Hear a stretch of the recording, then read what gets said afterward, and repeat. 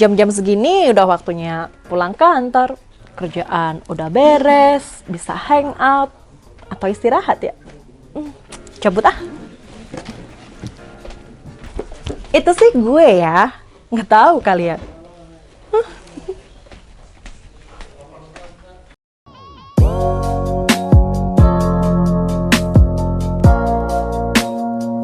Astaga, presentasi lagi. Halo Bu, revisi? Sekarang? Sabtu atau Minggu meeting. Baik. Kok kalian bisa pada liburan sih?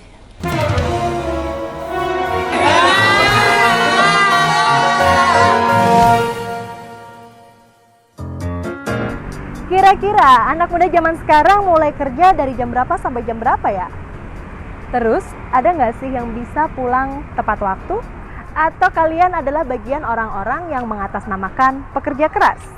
Ada yang pantang pulang sebelum ganti hari. Ups, gue ngasih tahu ya, buat para pekerja keras atau workaholic itu namanya hustle culture. Yes, dikutip dari Instagram Kementerian Ketenagakerjaan, hustle culture adalah standar di masyarakat yang menganggap bahwa seseorang bisa mencapai kesuksesan kalau benar-benar mendedikasikan hidup untuk pekerjaan. Wah, intinya bekerja sekeras-kerasnya sampai menempatkan pekerjaan di atas segala-galanya. Seseorang yang menjalani hustle culture biasanya percaya dianggap sebagai seseorang yang produktif. Produktif loh ya, bukan time management yang buruk. Bedanya gini, kalau produktivitas adalah bagaimana seseorang menyelesaikan banyak tugas secara efisien. Jadi dia tahu mana prioritas, mana rencana ke depan, dan mana targetnya. Beda dengan time management yang buruk. Misalnya kamu malas, kamu menunda-nunda, atau kamu nggak punya tujuan. Seenggaknya ada 5 ciri-ciri hustle culture nih. Yang pertama, selalu memikirkan kerja dan tidak memiliki waktu santai. Kedua, merasa bersalah ketika beristirahat. Ketiga, memiliki target yang tidak realistis. Kamu terlalu perfeksionis deh. Keempat, sering mengalami kelelahan kerja. Dan yang kelima, tidak pernah puas dengan hasil pekerjaan. Selalu ada target baru yang muncul terus. Sampai di sini sudah sadar kalau kamu sedang menjalani hustle culture. Berdasarkan survei The Finery Report tentang hustle culture, ditemukan 83,8% responden menganggap mereka bekerja lembur sebagai hal yang normal. Lalu sekitar 69,6% mengatakan wajar bekerja secara rutin di akhir pekan. Dan satu lagi, sekitar 60,8% dari responden merasa bersalah jika tidak menambah jam kerja. Nah, karena lagi terjepit kebutuhan, makanya menganggap hustle culture wajar kali ya. Sebuah studi oleh Pencavel menemukan hubungan antara jam kerja dan produktivitas adalah non-linear.